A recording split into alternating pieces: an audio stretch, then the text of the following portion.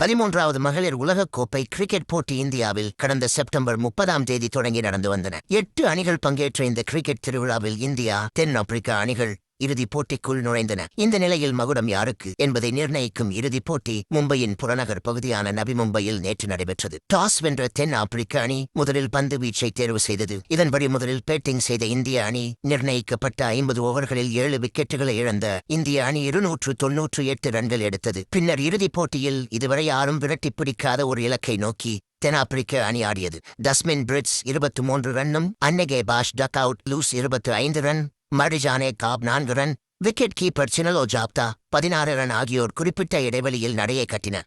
ஆனால் தொடக்க ஆட்டக்காரரும் கேப்டனுமான Laura Wolvaardt நங்கூரம் பாய்ச்சியது போல் நிலை கொண்டு மிரட்டினார். இந்தியாவின் சுழல் ஜாலத்தை திறம்பட சமாளித்த அவர் சதத்தை நோக்கி துரிதமாக பயணித்தார். இதனால் வெற்றி வாய்ப்பு யாருக்கு என்பது மதில் மீது பூனையாக தெரிந்தது.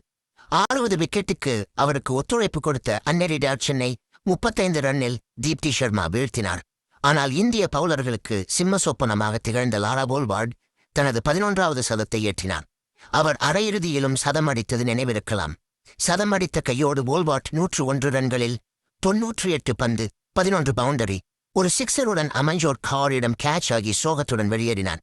அவர் தூக்கியடித்த பந்தை அமன்ஜோத் கவுர் தட்டுத்தடுமாறி பிடித்தார்.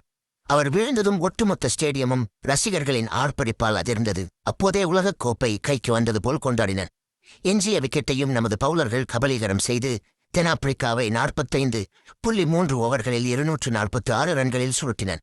இதன் மூலம் இந்தியா 52 ரன்கள் வித்தியாசத்தில் வெற்றி பெற்று முதல் முறையாக உலகக் கோப்பையை தட்டி தூக்கியது. 52 ஆண்டு உலகக் கோப்பை வரலாற்றில் இந்திய பெண்கள் அணி உலகக் கோப்பையை உச்சிமுகர்வது இதுவே முதல் முறையாகும். மற்றும் தென் ஆப்பிரிக்க கேப்டன் லாரா வோல்வார்டை பலரும் பாராட்டி வருகின்றனர்.